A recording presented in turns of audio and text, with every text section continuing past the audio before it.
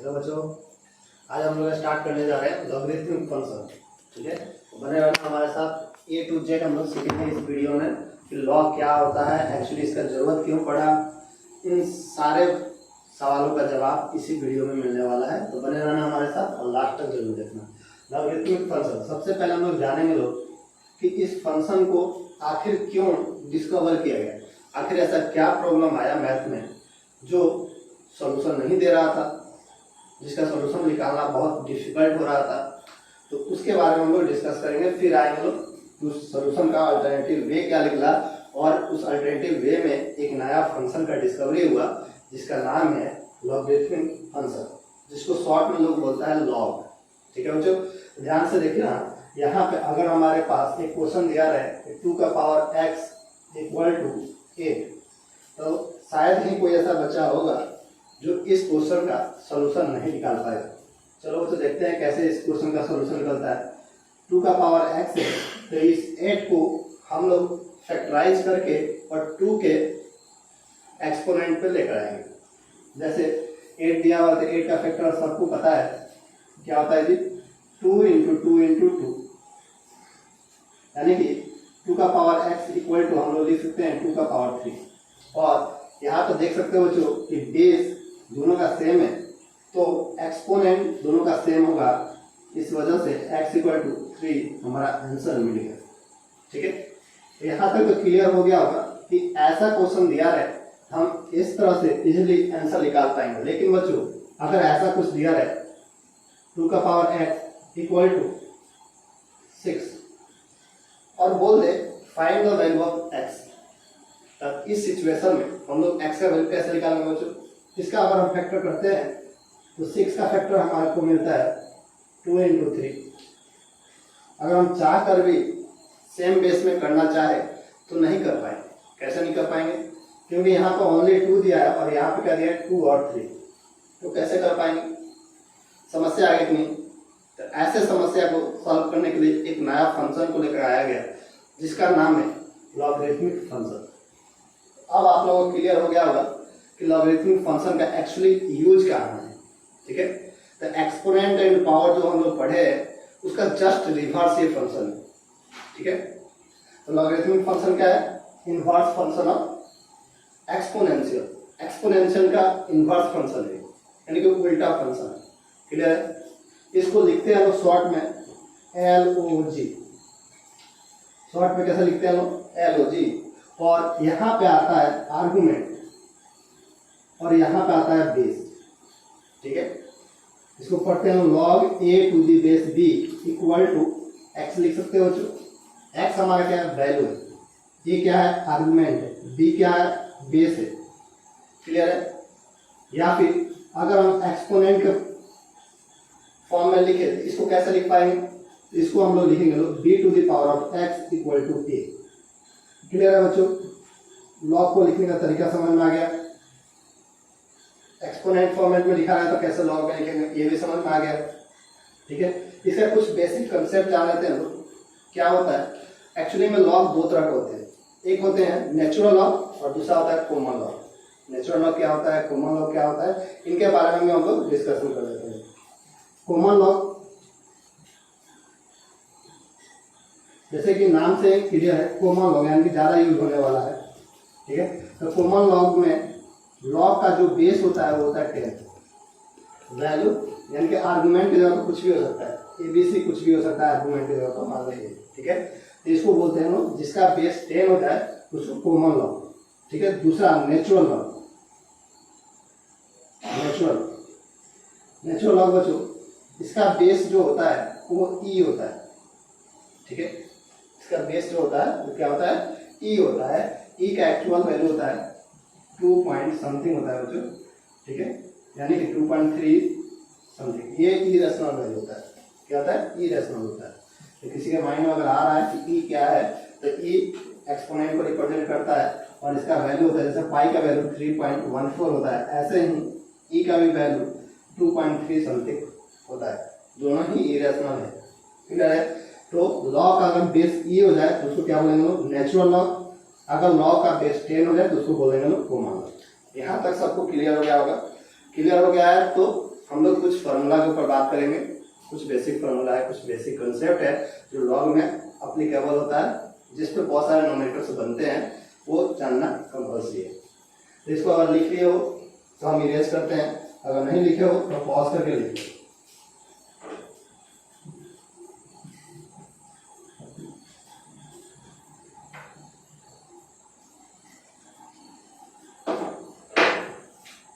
उस फॉर्मूला देखते हैं लोग, ठीक है। क्या है जी फॉर्मूला? फॉर्मूला फर्स्ट फॉर्मूला देखते हैं लोग। अगर लॉग यहाँ पर दिया है X to the base A plus log Y to the base A, दोनों का बेस ए है। जब भी ऐसा दिया रहे लॉग का बेस सेम रहे और दोनों लॉग प्लस में रहे तो हम इन दोनों को एक सिंगल लॉग में ले जा सकते हैं, लेकिन बेस हमारा ए ही रहना चाहिए। वैल्यू यानी कि आर्गुमेंट जो होता है वो क्या होता है, मल्टीप्लाई में चला जाता है, एक्स इंटू वाई में। क्लियर है बच्चों? वाइस वर्सा ट्रू है, अगर यह ऐसा दिया रहा है तो ऐसा हम लोग लिख सकते हैं, याद रखना, ठीक है।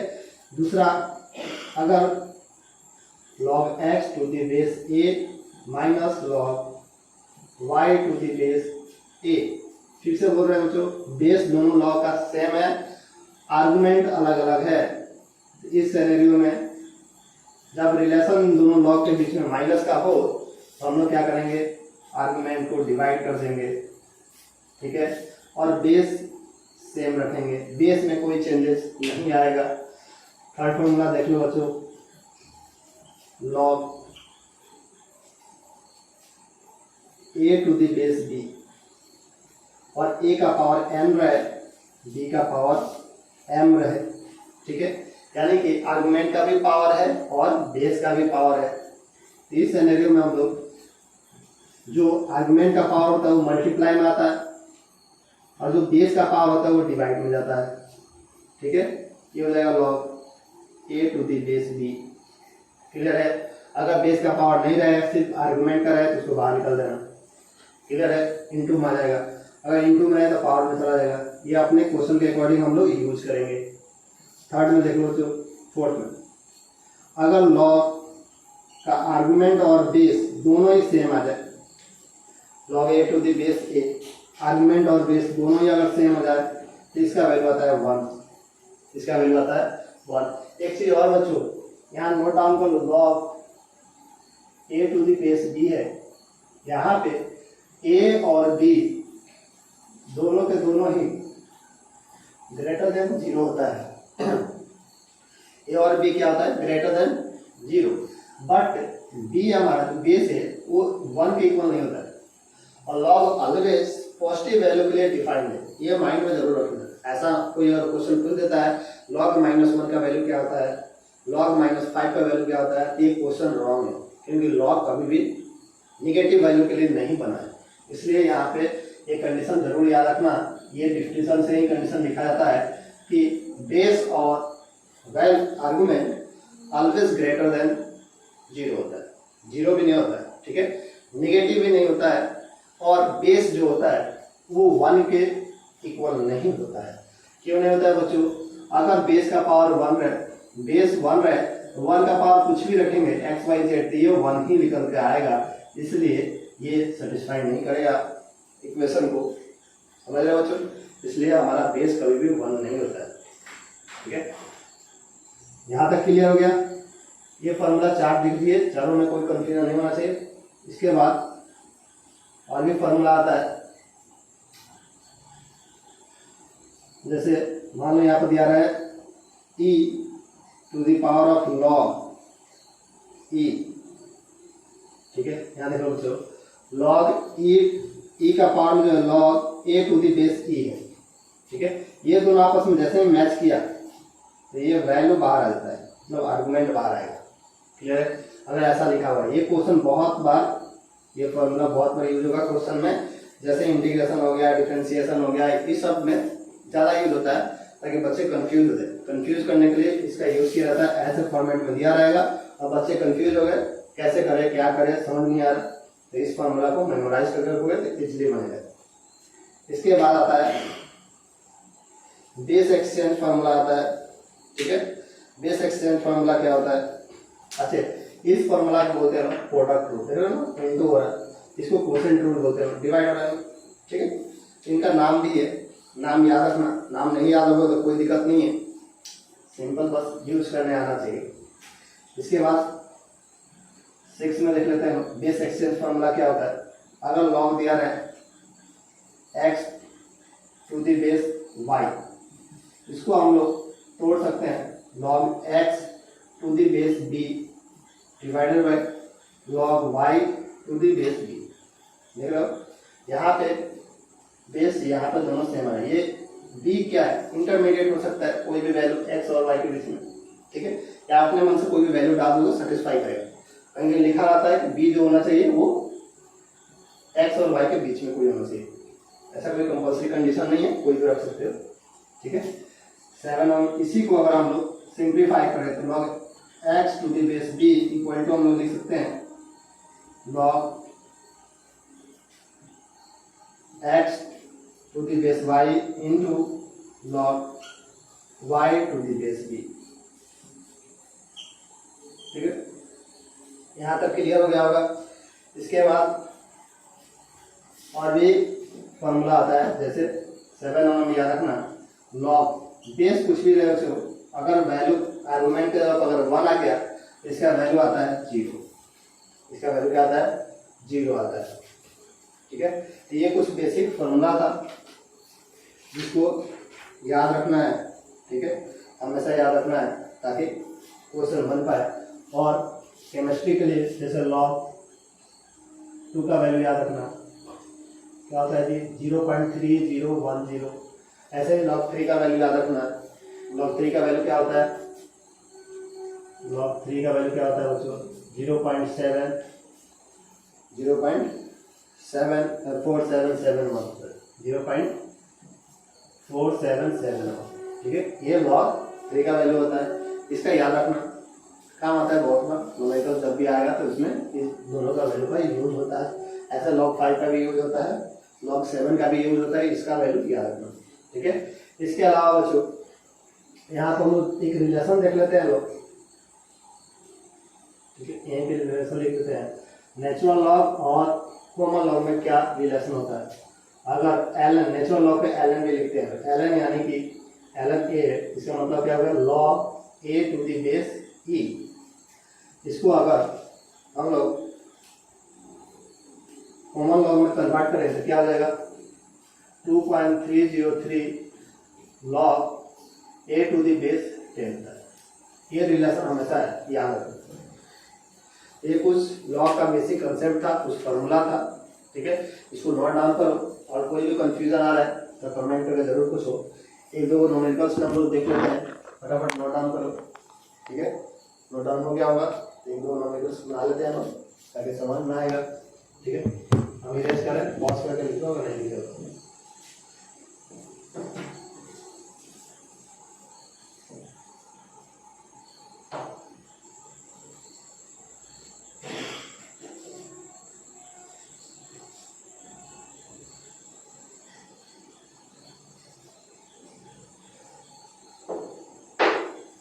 देखो बच्चों, जैसे मान लो कि अगर हमको पूछेगा log 6 का वैल्यू बताओ, log 6 to the base 10, log 6 to the base 10, हम लोग कैसे निकालेंगे बच्चों, इसको निकालेंगे log 6 का फैक्टर करते हैं तो 2 into 3 हो सकता है, ठीक है। और इसको हम लोग लिखेंगे log 2 to the base 10 plus log 3 to the base 10। और log 2 और log 3 का वैल्यू अभी जस्ट बताया है, दोनों का वैल्यू लिखो और ऐड कर दो। इसका वैल्यू क्या होता है जी, 0.3010, इसका क्या होता है 0.4771, इन दोनों का ऐड कर दो, आंसर आ गया। क्लियर है बच्चों, इस तरह से आता है। एक और क्वेश्चन ले लेते हैं, अगर दिया रहेगा log 100 या फिर 1000 लेते हैं, log 1000 टू द बेस 10, इसका वैल्यू निकालो, क्या करेंगे बच्चों, log 1000 को 10 का पावर 3 लिख सकते हैं टू दी बेस 10, और में है तो क्या जाएगा, मल्टीप्लाई में आ जाएगा 3 हो जाएगा, log 10 टू दी बेस 10। देखो बेस और वैल्यू आर्गुमेंट सेम आ गया, क्या होगा, इसका वैल्यू 1 हो जाएगा, 3 into 1, आंसर क्या आएगा, 3 आएगा। इस तरह से हम लोग इसलिए बहुत सारे क्वेश्चन मिलेंगे जिसको हम लोग सॉल्व कर पाएंगे। अगर आपके पास कोई ऐसा क्वेश्चन है जो सॉल्व नहीं हो रहा है तो कमेंट में पिन कर सकते हो बच्चों, ठीक है। उस कमेंट को पर्सनली पढ़ के उसका रिप्लाई जरूर मिलेगा। तब तक के लिए बाय बाय, मिलते हैं नेक्स्ट वीडियो में। Take care.